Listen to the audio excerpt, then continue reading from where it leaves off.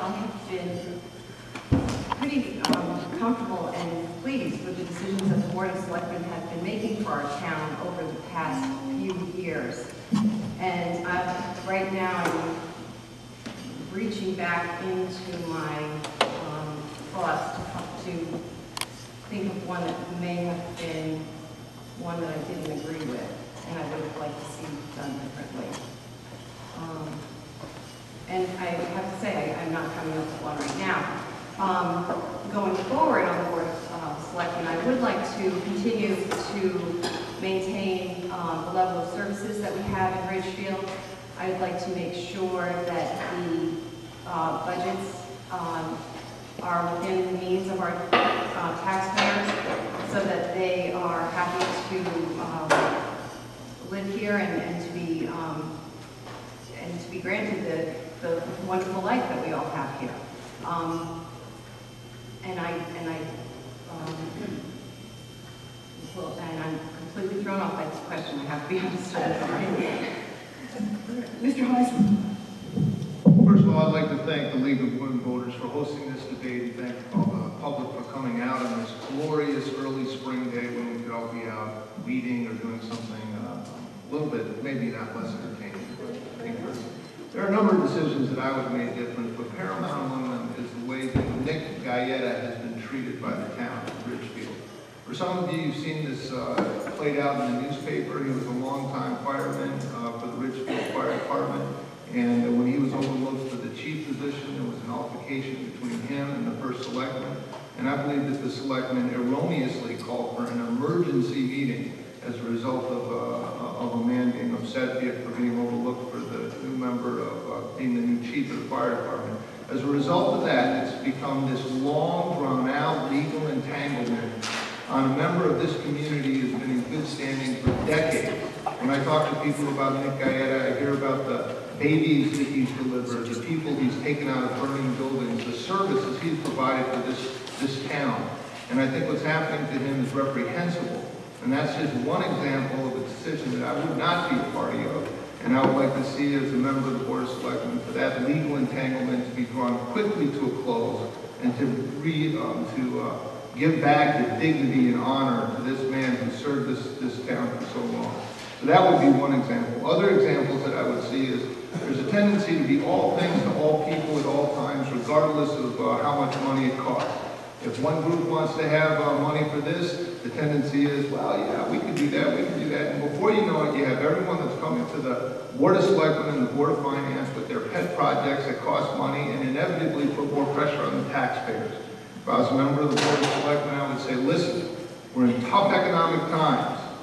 We can't be looking at all these enhancements, different play parks for children, different things outside our core business in this town, which is to provide services, to provide good schools, good roads.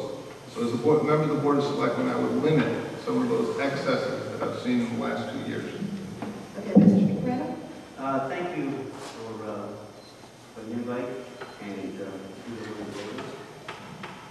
can you all hear me out there?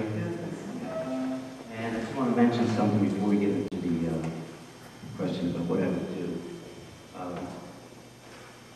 March 8th was the International Ladies accomplishment all over the world, so maybe every year in Ridgefield we could celebrate that day. So that's one thing I'd like to bring up since we're here today.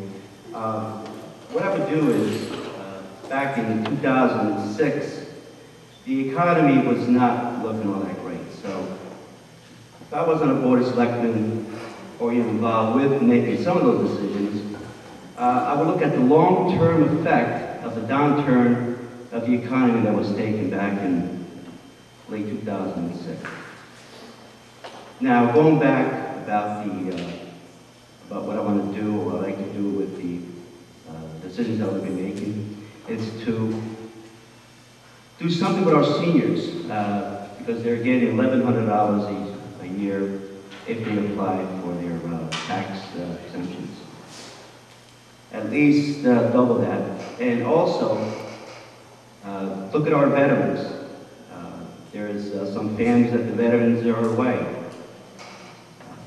Let's help them out a bit. sometimes the wife is home and the husband's out in Afghanistan and all parts of the world that we're having problems with.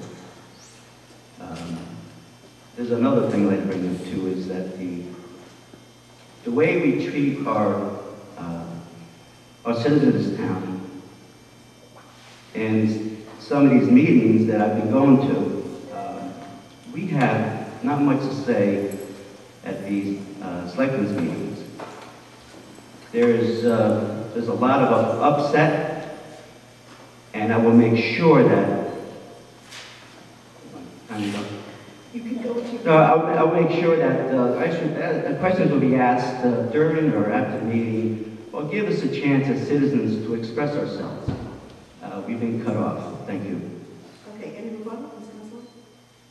I would just like to say that I've found on the few months I've been on the Board of Selectmen, the Board of Selectmen has been very engaging as far as allowing citizens to speak up, especially prior to any votes that are taken. Our first selectman, Mr. Marconi, always engages the audience and asks them if there's anyone who wishes to express themselves. So I would just encourage you to come to the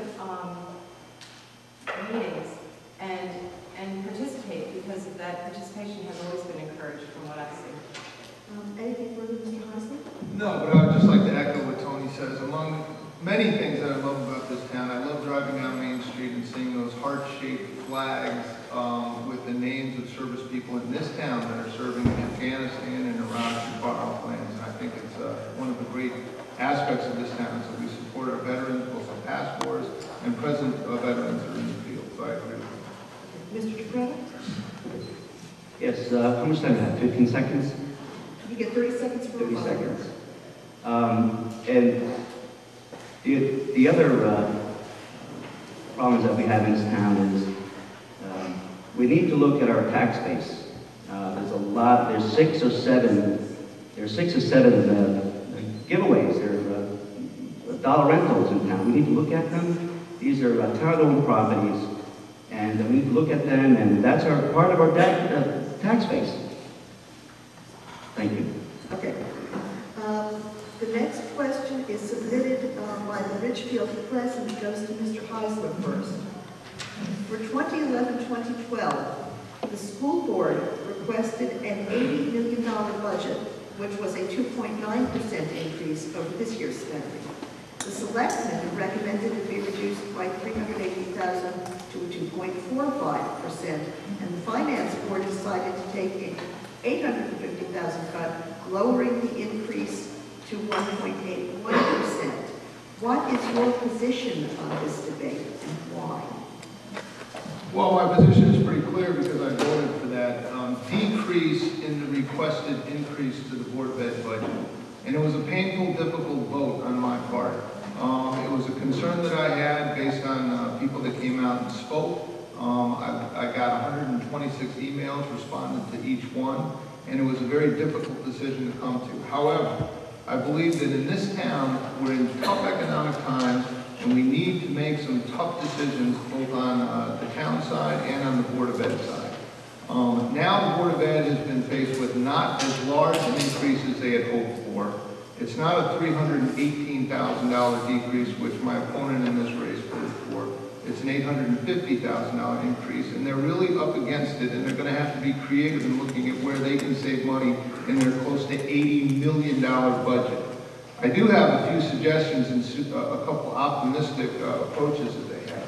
Number one, there's going to be $200,000 in energy savings due to the energy study that's going to be put forth. That's estimated, and it could be even higher than that. Secondly, the custodial contract is up, and if the custodial union could be convinced that they need to gravitate towards a health savings account, it would be a huge savings to the town of Ridgefield. And also, if the teachers union could take it upon themselves to consider the health savings account, which has been so beneficial to the remainder of the teachers in the teachers union, the 35% that have gravitated towards that, that would be upwards of $500,000 in savings to the Board of Ed budget without touching one seat or one teacher in the classroom.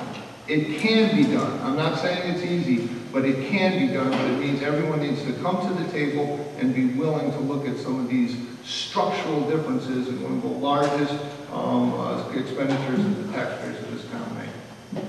Okay, Mr. DeBretto. Yes, I'm more in the business sense of saving money. About the school system, there's in Newtown, Connecticut, they have an owner-operator for their buses, and the last 6-7 years, they've been saving a lot of money on owner-operator where they could bid on certain routes. I think maybe the school, the Board of Education should look at that as a savings or send out bids for these, for that particular position. Considering the town itself, I was at a meeting on Thursday night about the cell tower that they want to put in Twigs Ridge. The town wants to spend $350,000 on something that we don't need right now, okay? We don't have any idea what the problem is going to give us later on, but here we are, we're all struggling. For our school system, we're arguing over $50,000, $60,000, $80,000. We're arguing over who has the money. Here's the Board of Ed that's looking for money for their school system. And we have the Board of Selectmen spending $1 million. $650,000 of it comes from the conservation, and $350,000 has to come out of our budget. Thank you. Okay, Ms. Kozlar. My position on this is that I believe that the $850,000 recommended reduction or reduction to the Board of Ed budget is way too high. I believe that if you look at the current Board of Ed budget, a rollover budget would have resulted in a 4% increase. And the Board of Ed, in all due diligence, had come forward and asked the town for a 2.9% increase. The recommended vote that the Board of Selectmen took was to try to get that down to 2.49%, which was a reduction of $350,000 for the budget, the Board of Ed budget. The budget that was put forth by the Board of Ed already had 15 full-time equivalents reduced. It had not addressed the literacy teacher that the schools so desperately need to add to the curriculum. It had decreased the offerings at the high school. It had increased class sizes in the health area of the middle school. The Board of Ed had truly worked there very hard, and the administration, on trying to keep that budget down to in an area that the town can support. And I just feel that the $850,000 that the Board of Finance reduced it by is detrimental to the school system and to our town, because we are a community of people who are proud of their town and the school system that we have. And we have always been, in over 20 years that I've lived here, we've had members of all the boards who are conscientiously trying to keep the taxes in line and trying to provide services that the town wants. But we are also always very proud of our school systems. And in order to maintain our good school systems, we have to be respectful of the boards that we elect. And that Board of Education, I think, had done a fabulous job in what they put forward with the 2.9%. The reason I had voted for the reduction was actually in addressing many of the points that Mr. Heiser just pointed out. There was hopefully going to be savings in the energy, although that is going to the voters, and the voters will have to approve that capital study, the capital dollars for that energy study. And there was hopefully going to be savings in the medical insurance line. So I do believe that the $850,000 is just way too much. All right, one on the school thing, Mr. Heiser. Yeah, two pie charts. First pie chart, how much you pay in taxes. The vast majority of that pie chart, upward of 75 to 80% if you account for debt service, goes towards education. Pie chart number two, the education budget. The vast majority of that budget goes to salaries and benefits of teachers, as it should. That's where the savings can be had. I'm happy that in this audience this morning is one of the heads of the teachers union.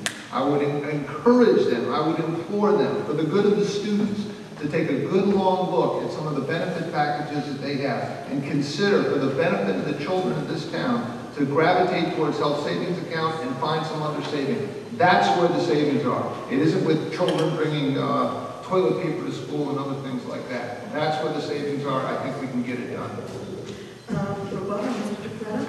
What I would do is, I would set up a commission or a study to find out how much products and services are we using at the Board of Education.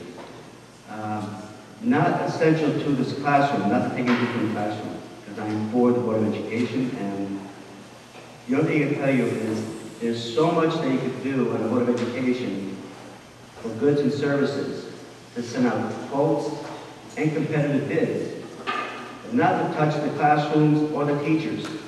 So we could set up a commission or a study to do this. Thank you. Okay. Next question goes to Mr. DeFretta first, and he touched on this already. What is your position regarding the construction of the cell tower in the Knowles section of town? If you agree with building in this or any residential area, is taxpayer expenditure of $450,000 to purchase the land reasonable? You already have my answer from the beginning of the opening statement. What I feel about it. We don't have enough studies about the towers. We don't have enough study about the microwave village. I think our air is polluted enough to put another tower in. At this time, we don't have the money. Concentrate on the taxes for the elderly that wants to stay in this town, and handle the educational problem we have in this town. Don't worry about the cell tower. We lived without it for 10, 12 years. We could live out of it for another 10, 12 until this economic situation goes away. So spend our money wisely. Thank you. Ms. Copeland? Well, I believe that the cell tower issue has been one that's been on ongoing debate in Ridgefield over the last, I know, over at least 5 to 10 years. And the concern in the northern part of Ridgefield, especially around the high school area, coming down 116, has always been significant in that there has not been adequate cell coverage in that area of town. So the Board of Selectmen have been actively looking for spots in town that would address the needs of the cell service in that area. Where's the Veterans Park? This particular piece of property in the Knolls was looked at because of the way the land is situated. It will address a 1 to 1.5 mile radius around the tower for that area. The $350,000 that the town will vote on at a town meeting to purchase the land is in partnership with the Conservation Commission, who would be providing $650,000 for this part of the land that they get through donations from citizens who are interested in preserving open space in Ridgefield. So the $350,000 that the town would contribute would be realized back over the course of approximately 5 years or less due to the revenue that the cell tower will ultimately generate and will be coming back into the general fund, so that the dollars will be returned back to the town after, I'd say, 5 years or less.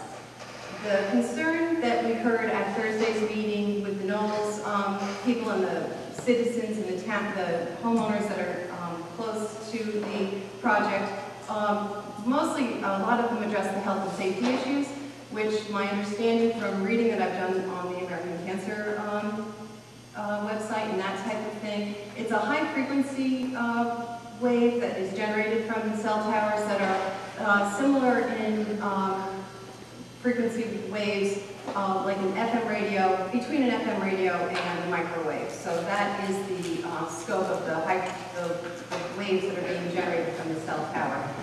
Mr. Marconi and the Selectmen are having another information meeting this Thursday at the Ridgefield Elementary School, and I would encourage anyone who's interested in this topic to come and participate in this dialogue and learn more about the cell tower. There will be a health expert there on Thursday evening to address these concerns and questions. Okay, Mr. Heiser, answer on the cell tower. Yes, I'm in favor of the cell tower, primarily for safety at the school. It's been pointed out that at the athletic fields, if there was any dramatic health problem, they're unable to get cell reception at the school to call in for assistance and help. My wife and I recently had taken a trip to Mozambique, and we were back in the bush in outer Africa in a truly third world country, and yet the cell reception was remarkable. When I came back to Ridgefield, I thought, what is the matter with this picture that in areas of Ridgefield I cannot get cell coverage? And it's primarily due to the northern end of town. We desperately need that cell coverage. We need it for safety at the school. As my opponent pointed out, there's a revenue stream associated with this that we will replenish any expenditures of the town quickly, and I think that that's good. And also open space. Throughout my 15 years as an elected official here in town, I've always looked to see where we can expand our open space and how can we do it creatively without putting an excess burden on the taxpayers. This is a win-win situation because the Open Space Commission here in town is willing to take their entire amount of money. I think they have around $700,000. They're willing to commit $650,000 of privately raised money towards the purchase of the area up there.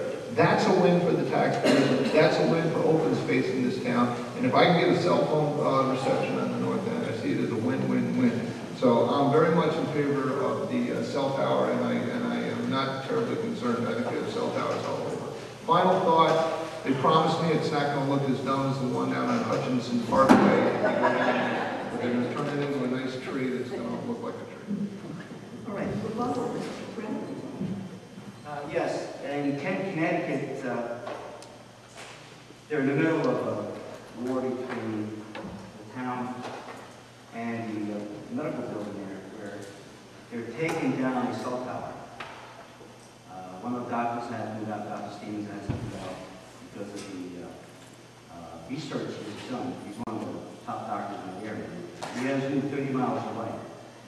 So if you folks wanted more information on this, call Kent, Connecticut Town Hall.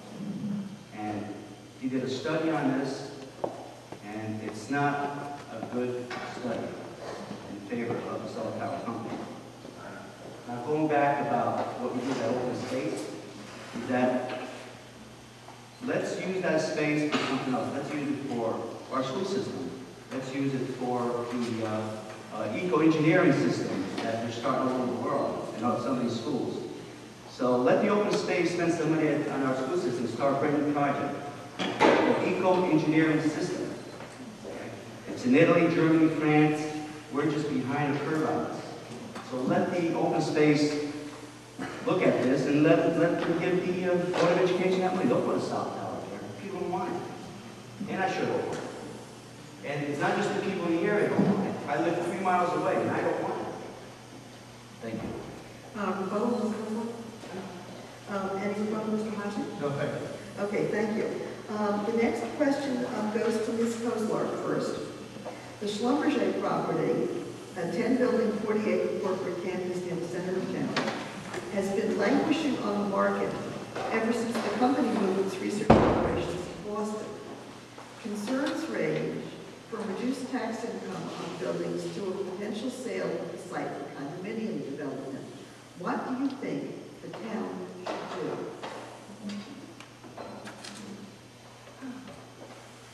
Well, I think that the town should be actively working with Schlumberger and trying to make sure that we get a buyer for that property. And I think that the concerns are real. I think that the commercial base in town is one of the areas that we have all struggled with. And the fact that the homeowners and the taxpayers in town the finances in town are really dependent so much on property taxes. taxes, and that the fact that we have to continue to maintain and increase our commercial base, that would alleviate some of the taxes that our property owners carry. So I think that the Schlumberger property is a beautiful site that we need to maintain as commercial base to address those financial needs. And we also need to make sure that any development that would happen in that area would not, again, add to significant amount of,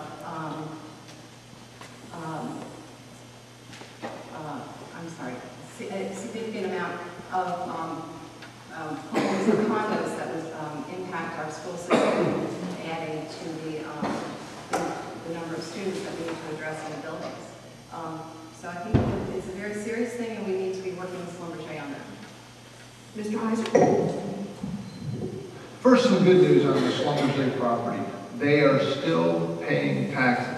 Just because they've lifted up stakes and headed out of town doesn't mean they're responsible for the taxes on that building. Where we're losing out as taxpayers is we're not getting some of the mechanical, the internal equipment taxes on some of the really high-end equipment that they had in there, because now those buildings are empty. So that's unfortunate. We should absolutely be working at trying to get another company to come in and take over that spot. 92% of the taxes paid in this town are paid by all of us overburdened homeowners. We're out there with our houses, and the real estate taxes are continually bearing the brunt of the taxations that are going up in town. We need to put together an aggressive tax abatement package to suit or woo different commercial properties here, similar to what we've done on a consistent basis with Ulrich or Engelheim. We need to make this town attractive for business. I agree with my opponent that we should not in any way have some type of high-density condominiums put in that area. Not at all. We need to do the best we can to avoid that. And also, I'm concerned about the commercial and the traffic that would be associated with that as well. One thing we need not do, and I've heard it suggested or at least discussed, is have the taxpayers of this town buy that property. We don't do that good. When we buy property and try and develop it commercially, it doesn't end up working out good, and we're not terribly good landlords. By and large, sometimes we get ripped off with the people that we are renting property to right now, and the upkeep is overwhelming. Just consider the old high school roof for one. So we should in no way buy that property. We should let the private market run its course. But we should continue to try to make Ridgefield as attractive as possible to get that commercial tax base built up in town and take some of the pressure off the residential taxpayers. Thank you. Mr. Dufresne? Yes, I know that property pretty well. We used to contract that property out with our service. That's about 140,000 square feet. Before we even talk about trying to buy it, somebody needs a good cleaning, okay? They did a lot of work in here that you really don't want to know about. There's a lot of space there that we can never use. But the bottom line is that we need to look at that space and have a comparable company try to take it over.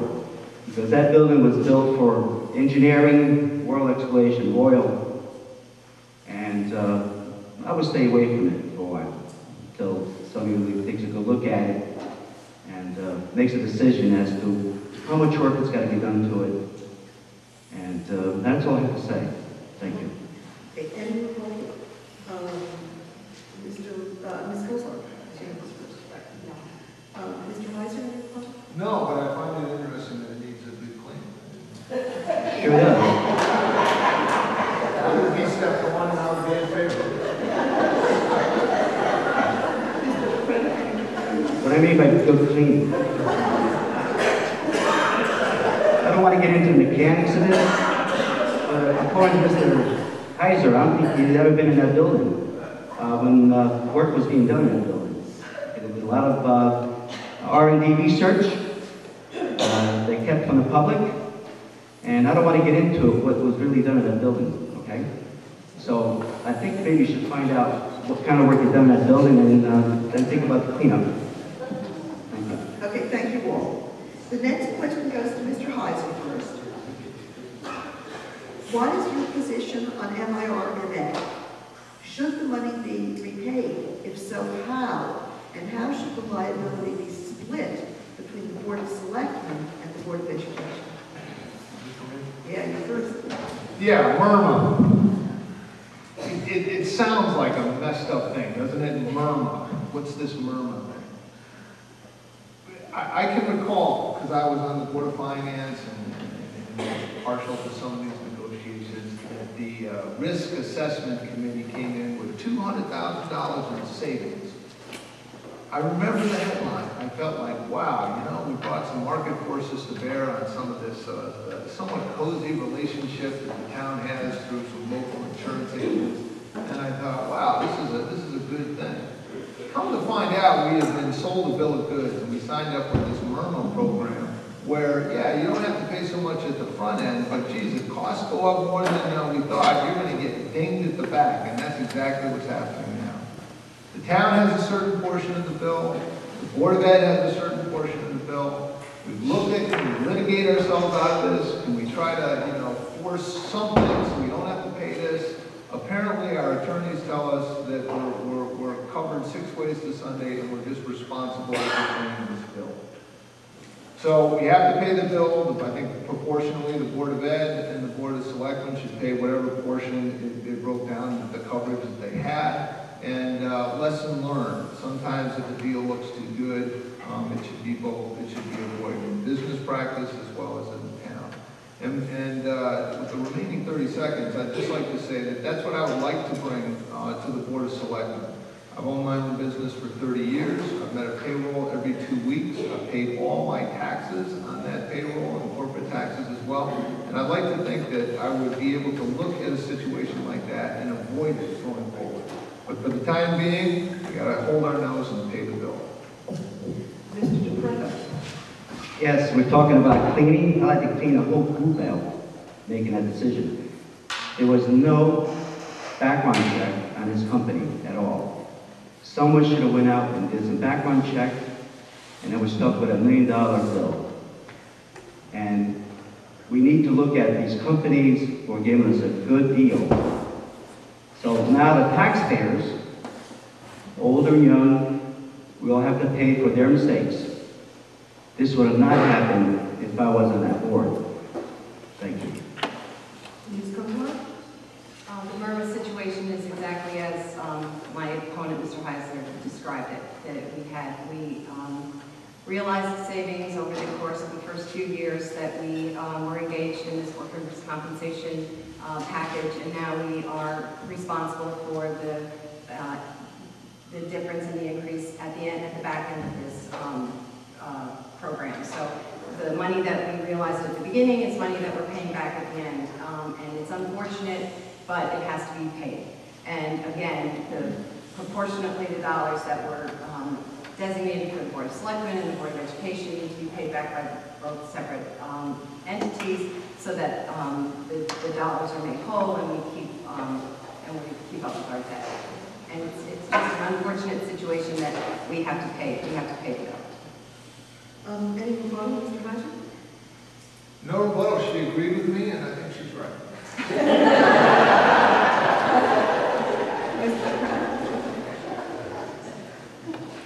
I don't have any rebuttal.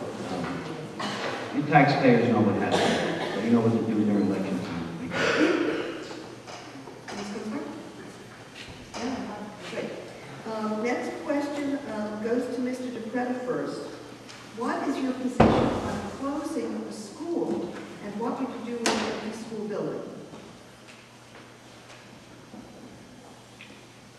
Closing the school is a hardship for many people who grew up in this town. So this school is a landmark to many. Even though my children never went to the school, but I wish they did. This school here should be somehow kept as an educational center for special kids who have special needs and talents. So to close a school is not a good, it's not a good thing, okay? It's a landmark here in town. Look at the other schools. If you want to close a school, don't close this one. It brings back a lot of memories. It's a standby for this town. People look for it. And that's all I have to say. Ms. Cooper?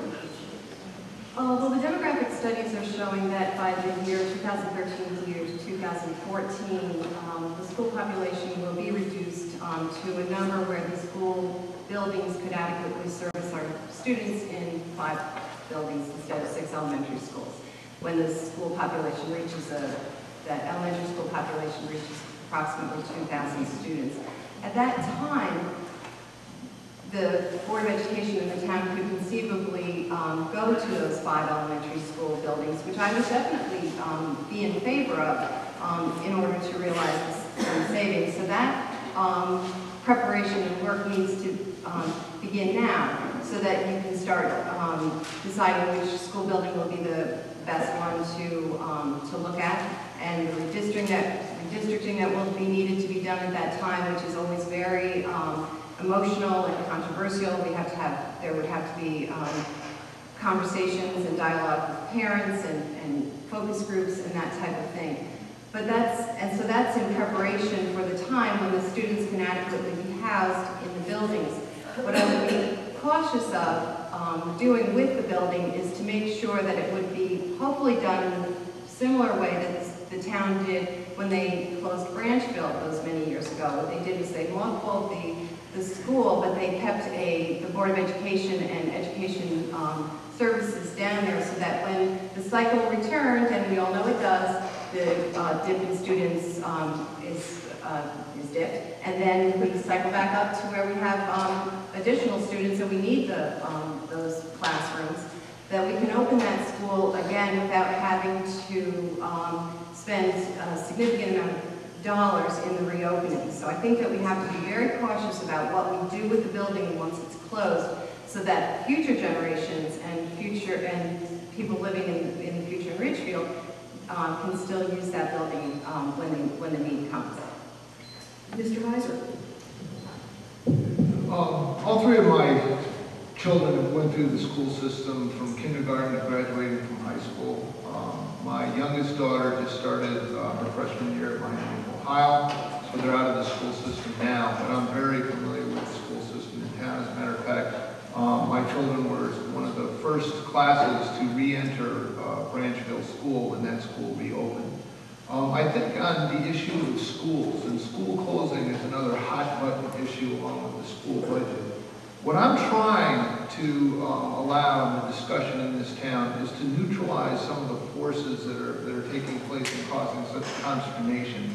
There can be differing views, but we can look at the benefit of the town and what we can afford and come to some conclusion. In the issue of the closing of school, I think we have some sort of recognition that when we get to 2,000 students, as my opponent has just said, she would be in favor of closing the school when we get to that point.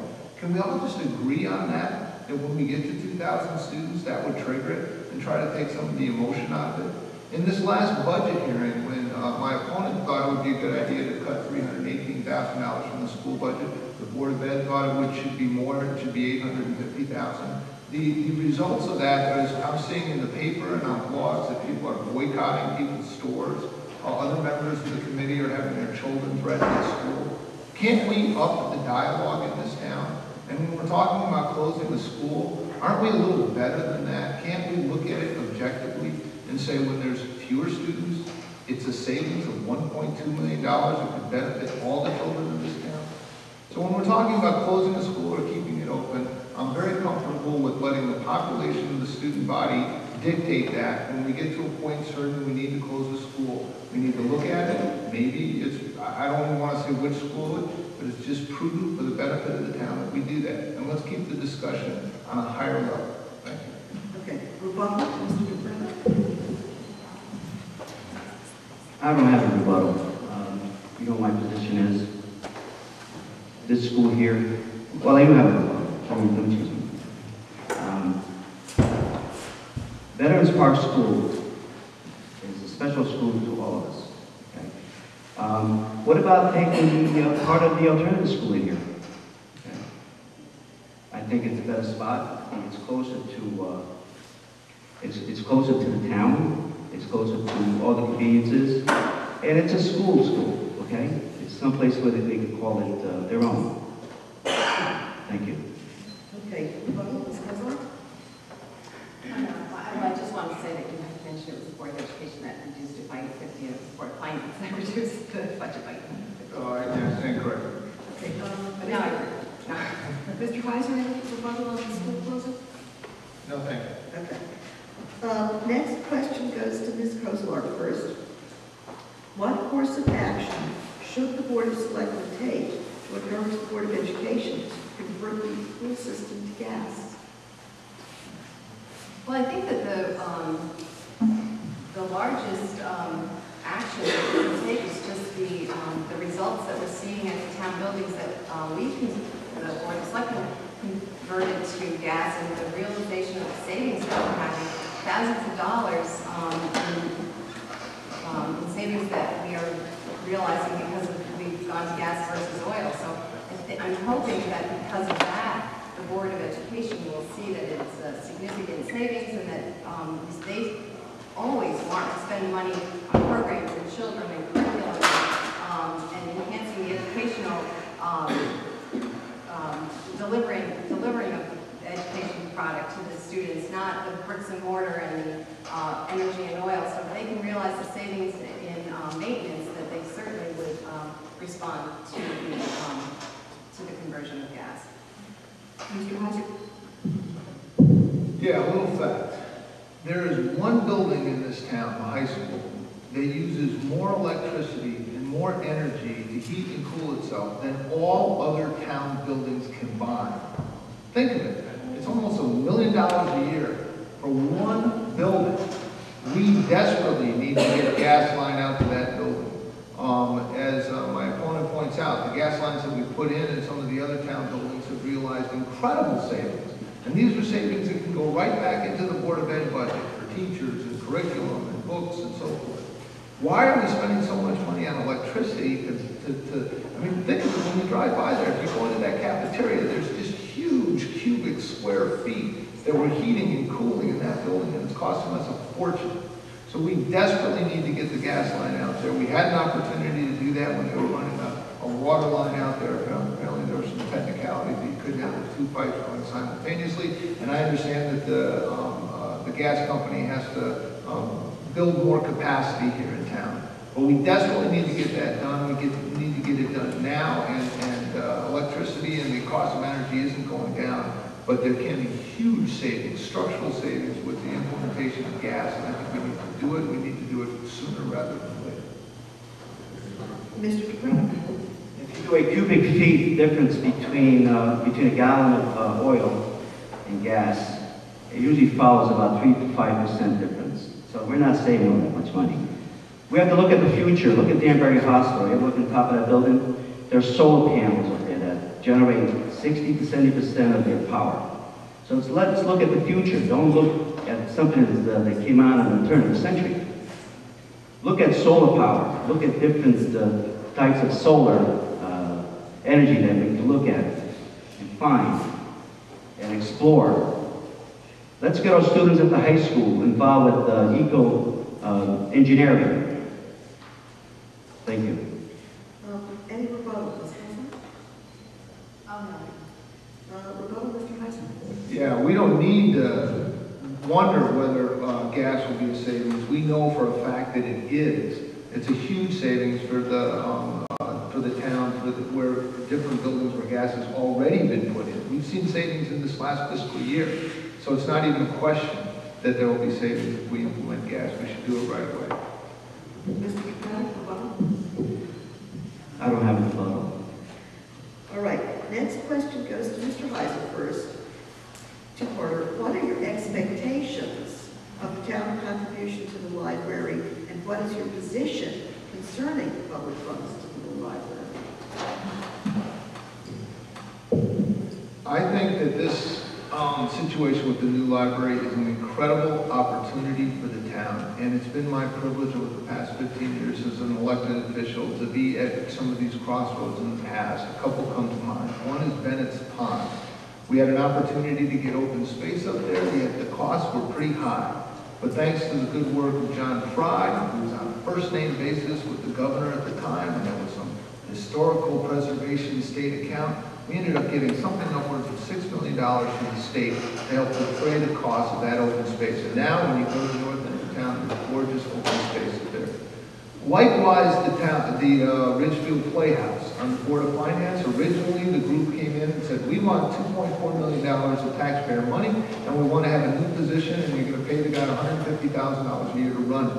As a member of the Board of Finance, we said we want to do something with this auditorium, but we don't want to go into the movie theater business as a town. So we were able to come up with a compromise where they raised most of the money. The town kicked in $750,000, and we rented them the space for $1 a year, and it benefited the entire town. We have Clint Black coming to play in our town, and I think that's great. Likewise with this library, I understand times are tough. The economy is tough. Yet, listen carefully. They claim that they have people ready to donate $15 million to help put a world-class library in the heart of our town. That library needs a new roof, a new boiler, the foundation is crumbling, and they have people in offices the size of a broom closet. I've seen it. I've taken the tour. I've seen the drips go through the ceiling and ruin the books. We have a golden opportunity. And before we just kick it down the road and say, oh no, not now, times are tough, we need to take a long look at what it would cost to restore that library just in maintenance. And then look at the gift horse, and don't look the gift horse in the mouth, but look at what we have on the line and see the benefit that we could generate by having a gorgeous new library in town with not that much of an expense to the taxpayers. And bear in mind too that Founders Hall and some of the other institutions in town have benefited from these philanthropic citizens in the past. And this is no joke, and we need to take a good long look at it. Mr. President. No doubt that the library is very important to all of us. I have absolutely nothing against the library, but I think we should wait a year and a half until this economy turns around before the town puts any money into it. And that's all I have to say. Ms. Gosler. I think that we should, the town library is a jewel in town, and that we need to certainly address the issues that the library committee has brought forward with needing a new library facility. The philanthropic and the actions of the library committee so far have been wonderful. And they are realizing a huge amount of donations that they are putting forward to contribute towards the building of a new facility. In asking for the partnership of the town, I think that is definitely something that should be brought forward to our citizens and asked to see where their level of contribution wants to take place. The town, it's a town building, and we know, as Mr. Kaiser pointed out, it is going to need repair for the roof, for the HVACs and the different ADA compliance system. I mean, there are a number of issues that need to be addressed in that building, regardless of whether we put in a new facility or not. So the dollars are there through philanthropic efforts that will convert that into a wonderful new facility, and then the town is willing to partnership with that through a positive vote from the voters. I think that we need to all work together to get that new library done. I think it would be a wonderful asset to the town. It's used on a regular basis by a whole scope of citizens, from our senior citizens down to the toddlers, with all of the programs that they provide. And it's something that we all need. Any rebuttal, Mr. Kaiser? Again, she agrees with me, and I think she's complete. Mr. President? We have time. See, there's 2 against 1. That's okay, I can take it. I can take it. If there's $15 million put aside, why can that part of the $15 million be used to restore it as is, to keep it up, to take care of the roof and the foundation as we speak, okay? Why can't they do that now? Why do we have to wait and drown our citizens for additional taxes this year? We don't need to do that. Let's fix what's got to be fixed in the library right now, and then go back a year and a half from now to revisit this particular question. Look, maybe the economy's going to get better. I think it is. Okay? Even though I opened up a new store up in Kent, Connecticut, I feel in my heart that the economy's going to get better. So let's wait. Thank you. Okay, Ms. Kozler? Okay. Next question goes to Mr. DePretta first. What are the benefits to the town, if any, of the barn? The barn? The barn. That's the question. Well, the barn has been a good part of the town of Ridgefield where teenagers can express themselves. Music-wise, the grandson used to go there. Music, art and entertainment. I think it's a good thing for the town. I think she should be funded completely and just stay there and let's keep it up. Let's bring in new faces. Let's bring in new talents. I'm for it. Thank you. Ms. Kozar? Well, the barn is a huge benefit to the town. The youth commission works very diligently and hard to provide areas that the teenagers and young adults in our community can congregate, feel safe, have adequately supervised areas to spend time. And it's something that's a concern for everyone in the town to make sure that the youth needs are addressed and they have places to go and to be educated and to relax.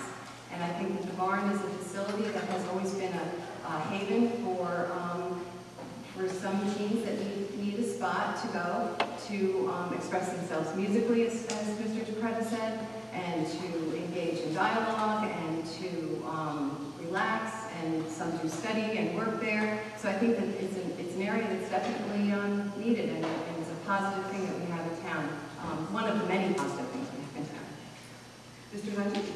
As a parent of 3 children, I'm convinced that children come wired from the factory different. I'm just convinced of it. My 3 children could not be more different. 2 of my kids gravitated towards school involvement at the high school and athletics and so forth. And then my one daughter attended the alternate school, and she just walked to the beat of a different drummer. And I was so pleased as she was growing up that she had a place like the barn to go to where she could feel safe, where she could feel welcome, and where she could feel like she fit in. So I'm in favor of the barn. I've personally benefited from it in my family, and I'd like to see it continue. And also the Youth Services Commission is not a drain on the taxpayers. I think Mr. Katz is here and has done a wonderful job with that organization, and it's one of the many quasi-volunteer organizations in town that does incredible work, and I'm pleased to have the barn. Okay, anything further on that, Mr. DePretta? There's the barn is something I really cherish. My son spent many years there, but still there's not enough to do for these teenagers. So if there's something out there or an idea somebody could give us about more activity for these young children, that they have their own. A lot of them have their own ways of saying things, they have their own ways of doing things. But the barn is not all for all those children, so we need something else for them. We need some place for them to go, another area where teenagers can hang out. So we do need a barn, but we need other things to do for our teenagers. Thank you. Anything further from Ms. Cooper? Okay, Mr. Hanson? No, thank you. Okay, next question goes to Ms. Kozlar first. With the budget already so tight, how do you plan to handle road repairs this spring, and where do we get the money? Well, we have dollars in our budget now that are addressing the road repairs for this spring. And going forward in this next budget cycle, we have in the capital projects, the asphalt recycler, which our department head Pete Hill is very excited about, because it is a hot patch machine that can address the potholes and repair the roads over the longer life cycle than they could during just this, the shorter spring season when they usually get out there and patch the roads and do the asphalt to fill the potholes and that type of thing.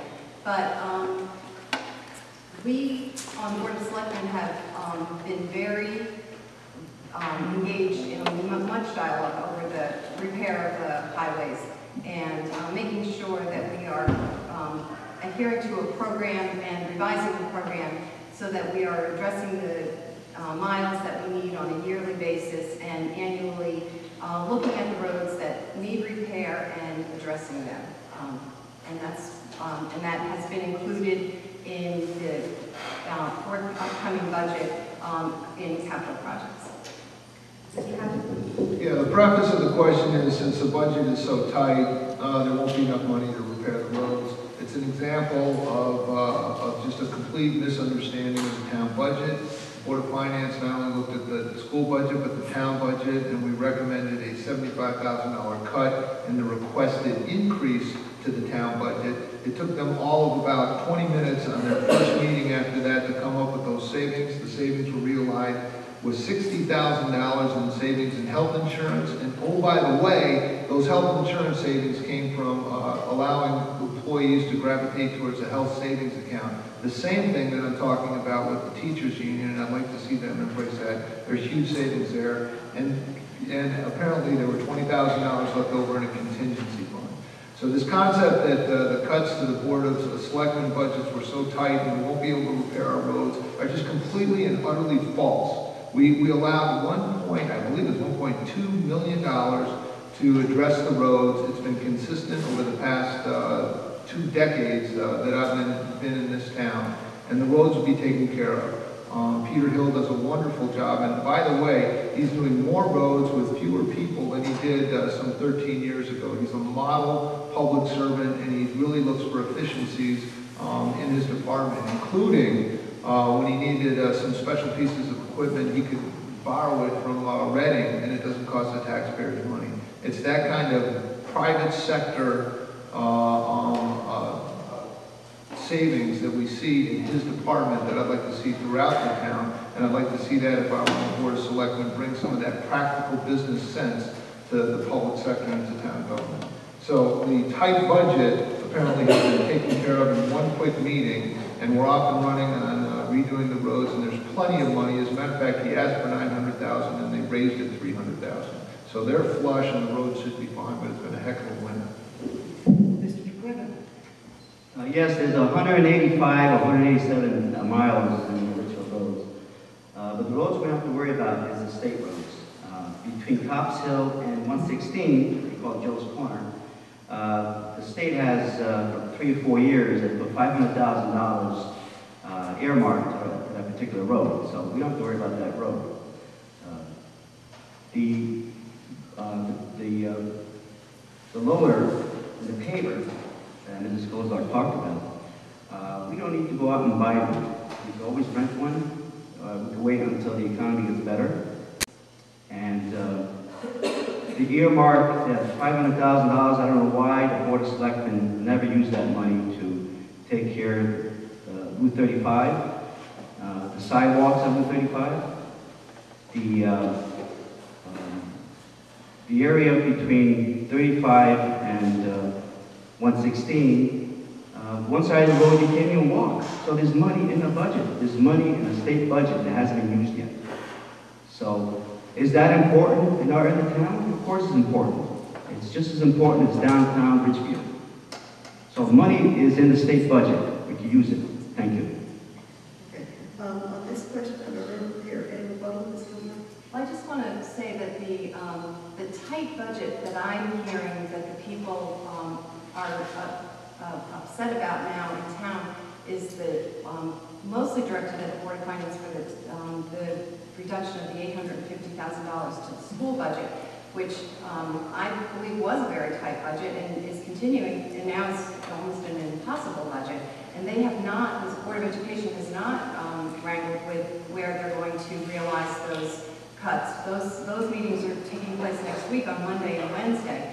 So that's going to be a significant cut to the education system in town, and I think that that's where the qualifier tight budget is really coming from. And the roads are done on the capital side of the budget, and the tight budget that the people are reflecting from is the operating side.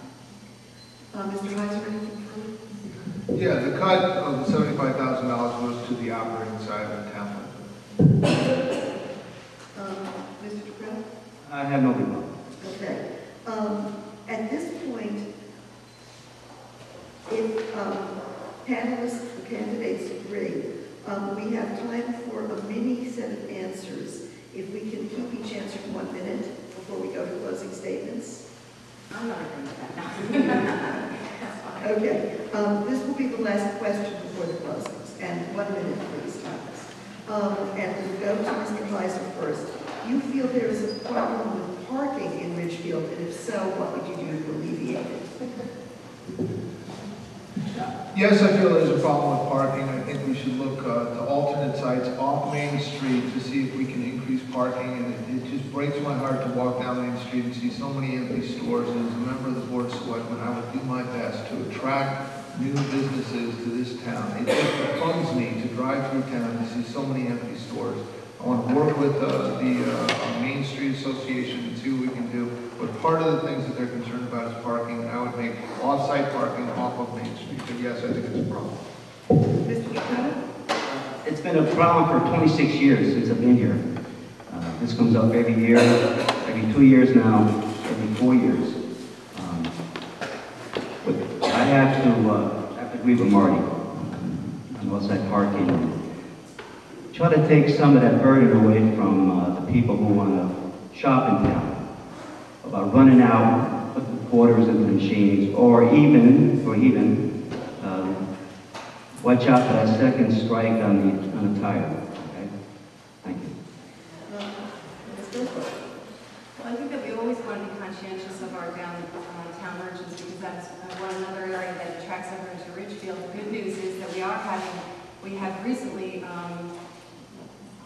seen growth in the different storefronts that are open. We have Deborah Ann's that is expanding to take over the spot where the Orange Elephant had been, so that's going to be expanded into homemade ice cream. The Cup Yellow Jewelers.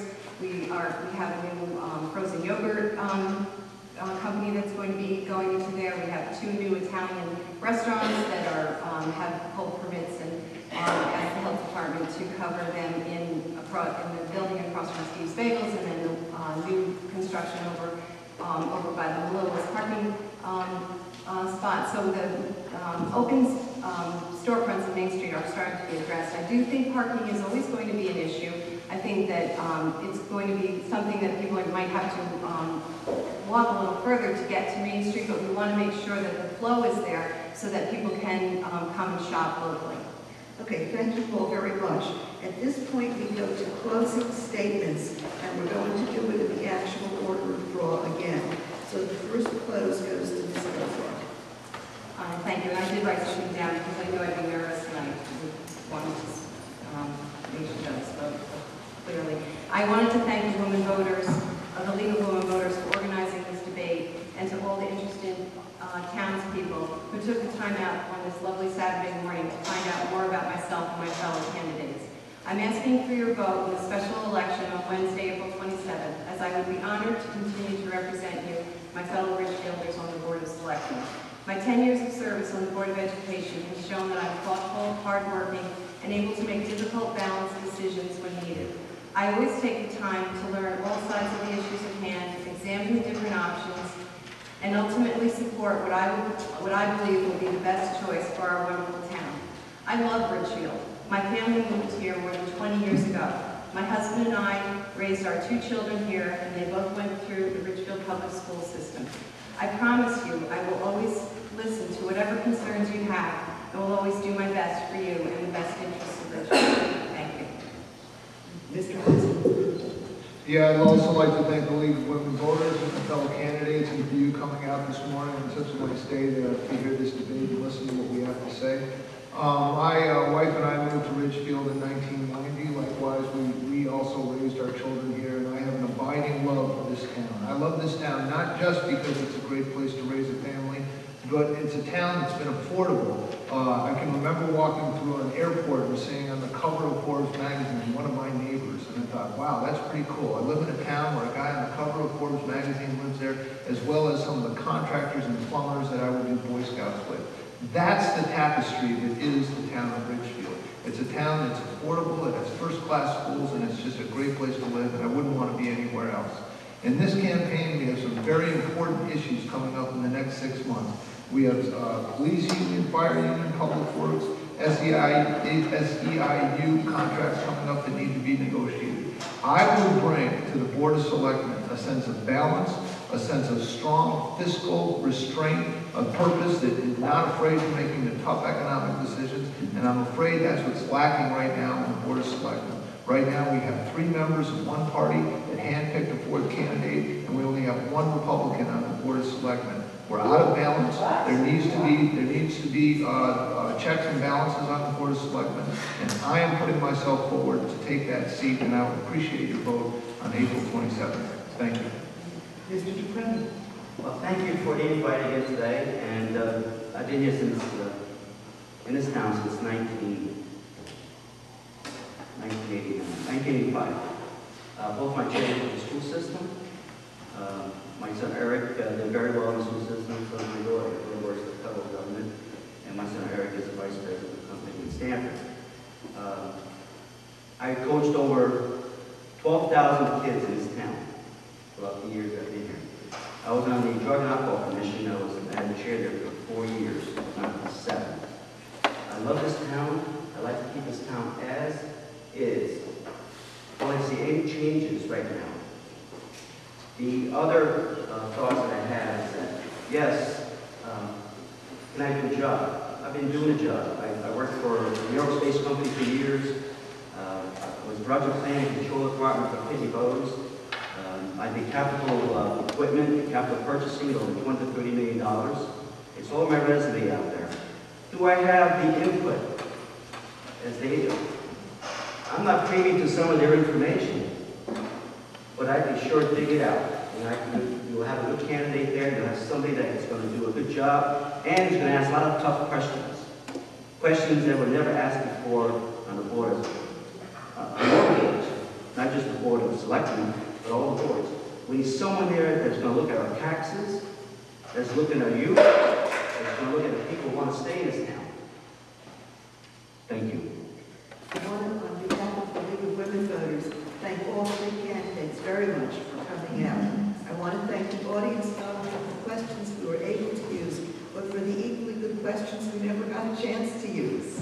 I know the candidates will make themselves available to you at various times between now and the election to answer those. Special request, people are not attuned to going out and voting in the spring. Please not only go and vote yourselves on April 22nd, but talk to your neighbors, remind them, forget about them. Thank you.